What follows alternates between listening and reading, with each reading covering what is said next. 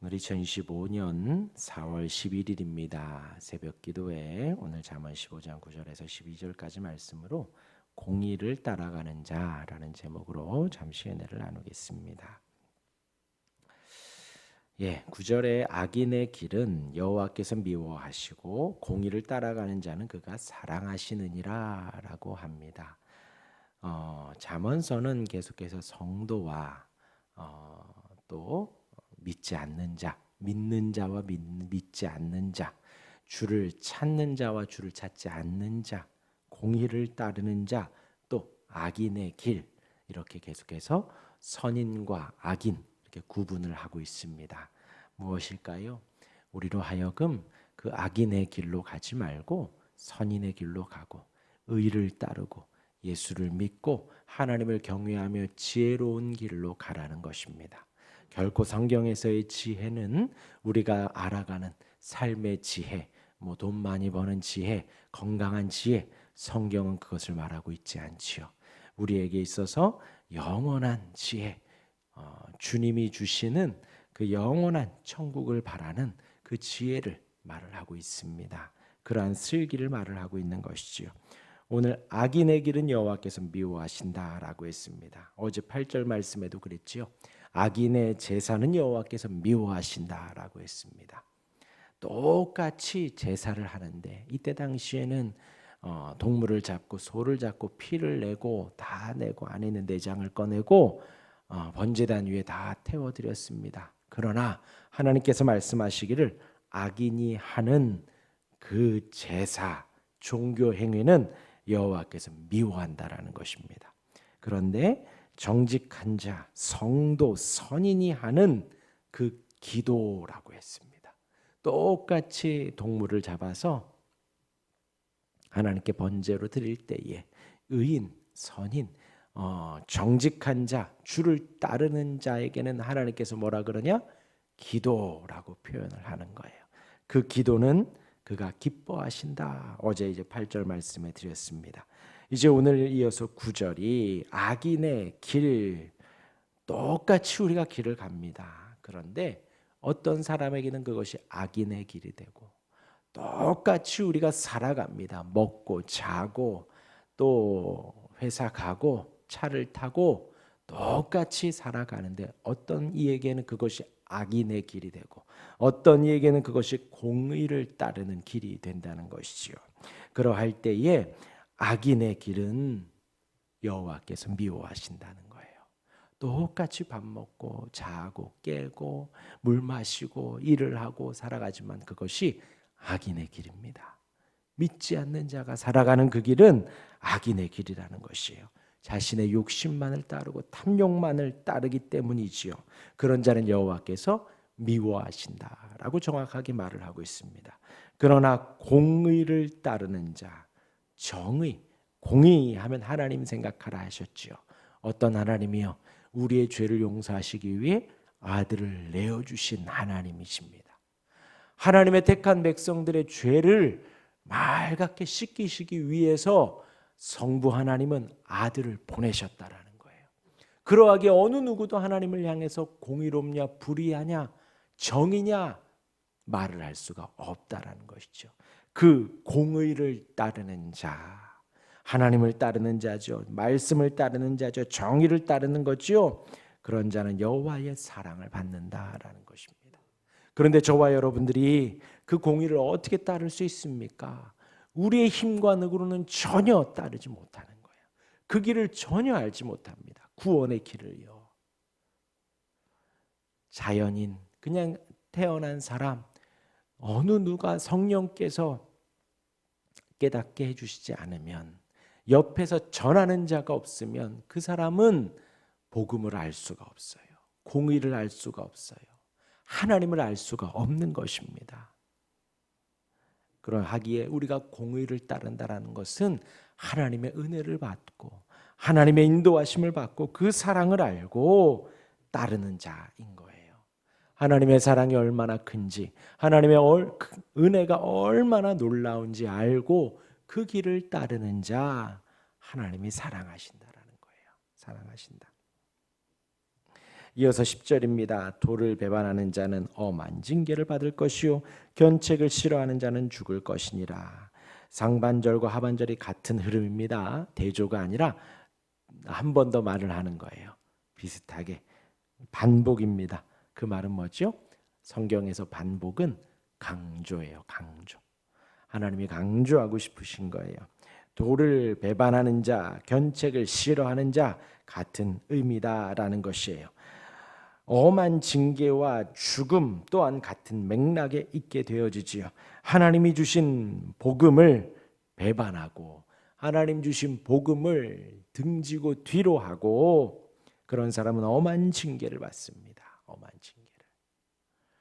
지금도 마찬가지지요. 십자가가 어디에나 있습니다. TV를 틀어도 어디서나 복음이 나오지요. 예수를 믿는 사람 우리가 어디서나 찾을 수 있습니다. 그렇죠. 그렇기 때문에 불신자들이 나는 복음을 모릅니다라는 것은 핑계거리가 되지 않는다라는 거예요. 하나님이 만드신 자연이 있고 그 사람에게 있어서 평생에 하나님께서는 계속해서 복음을 제시해 준다라는 거예요. 그러하기에 그렇게 도를 배반하는 자, 하나님의 은혜를 등지는 자에게는 엄한 징계가 있다라는 것입니다. 그렇다고 저와 여러분들이 가만히 있으면 안 되지요. 하나님께서 우리를 사랑하셔서 복음을 전하게 하시는 것입니다. 우리는 때를 얻든지 못 얻든지 누구를 만나든 복음을 전하고 예수님을 전하고 하나님의 사랑을 전하는 것이 저와 여러분들의 사명이지요. 사명. 은혜 먼저 받은 자의 사명입니다. 그 도를 증거하는 삶을 살아가는 것이지요. 하나님으로부터 그러나 그런 도를 배반하는 자는 등지는 자는 엄한 징계를 받습니다. 견책은 징계를 말을 합니다. 징계. 무슨 말이냐면요. 징계를 싫어하는 거예요. 징계를 싫어하는 자. 왜 여기서 징계라고 할까요? 저와 우리가 있어서 예수를 믿으라라는 제안을 하잖아요. 복음을 전하잖아요. 그러할 때 이 사람은 어떻게 해야 되냐? 지금에 있는 삶을 완전히 바꿔 주 앞에 나와야 되는 거예요. 이해되시죠? 우리가 예수를 믿는 것은요. 그냥 인생에 있어서 숟가락 하나 더 얹고 우리가 살아가는 삶에 있어서 교회 한 번 더 다니고 그냥 그런 취미 생활이 아닌 거예요. 신앙생활은요. 믿음 생활은요. 우리가 교회를 다니고 예수를 믿는다라는 것은요.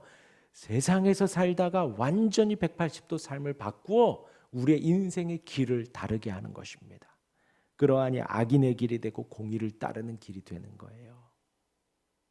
예수를 믿는다라는 것은 그 사람에게 있어서 징계를 선포하고 너 이렇게 살면 지옥 간다고 이렇게 살면 안 된다고 단단하게 일러주는 것입니다. 그러할 때 그 사람이 그 이야기를 듣고 180도 바꾸어야 되는 거예요. 삶의 패턴을 바꿔야 되고 삶의 목적을 바꿔야 하고 살아가는 모든 것들을 바꾸어 교회에 나오는 거예요.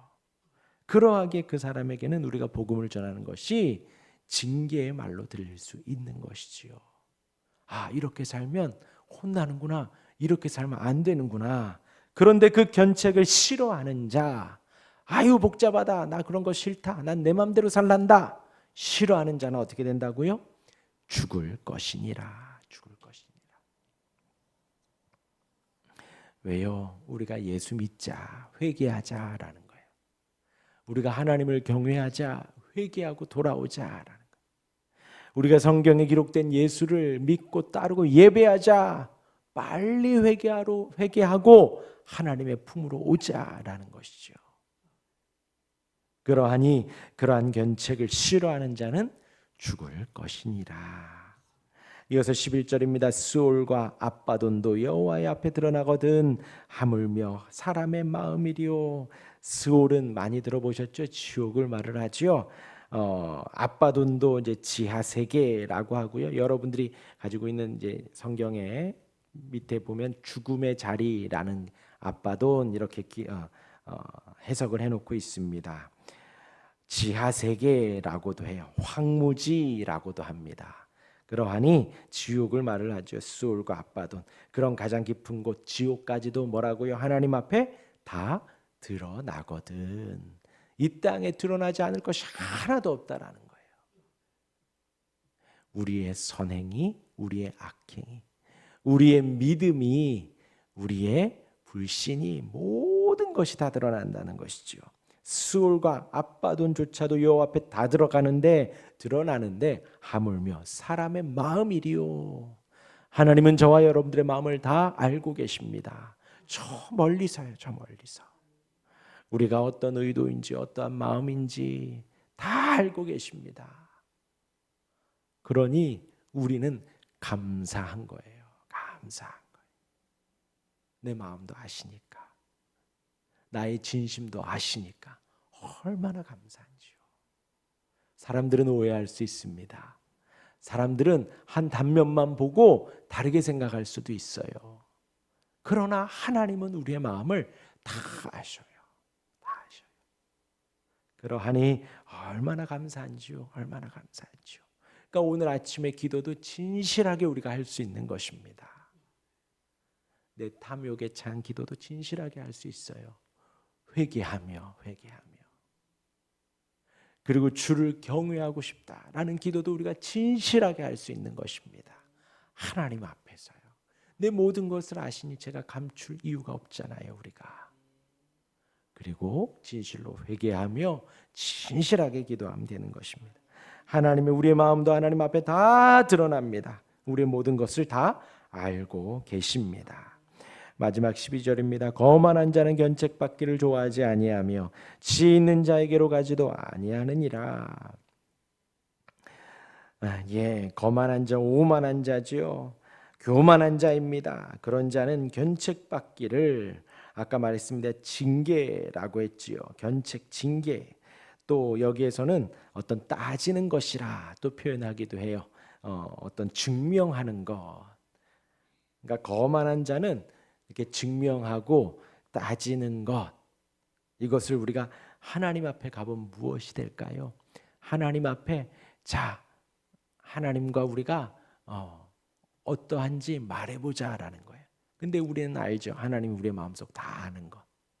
하나님이 우리를 따지고 들어오면 우리가 할 말이 없어요. 그렇죠? 너 이래서 이랬잖아, 저래서 저랬잖아. 사람끼리는요, 변명이 돼요. 사람끼리는. 너 그거 모르잖아. 그래서 내가 이런 거야. 내가 이래서 저런 거야 라고 하면 우리는 그 들을 수밖에 없어요. 그런데 하나님 앞에서는 변명할 수가 없습니다. 변명할 수가 없어요. 그런데 거만한 자는 뭐예요? 그런 것을 하기 싫어하는 거예요. 교만한 자는 내가 했으면 그만이지, 끝입니다. 왜 나한테 따지고 들어? 끝입니다. 거만한 자, 교만한 자. 자신의 죄에 대해서 하나님 앞에 증명하고 다투고 싶지 않은 거예요.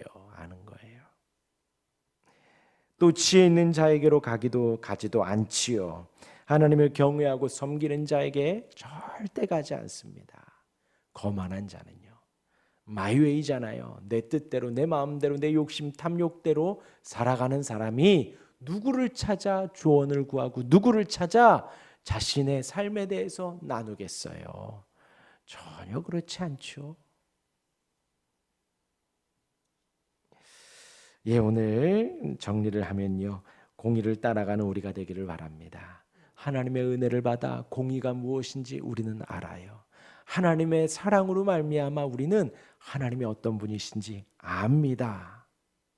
그 하나님을 따라가 하나님의 사랑을 받는 우리가 되기를 바랍니다. 또한 하나님이 우리에게 말씀을 허락하시고 우리에게 복음을 허락하실 때에 그것을 더 좋아하시기를 바랍니다. 도를 배반하는 자 엄한 징계를 받고 견책, 징계를 싫어하는 자 죽는다 했습니다. 그런 것들을 사랑하고 그러한 길을 온전히 따르는 우리가 되기를 바라고요.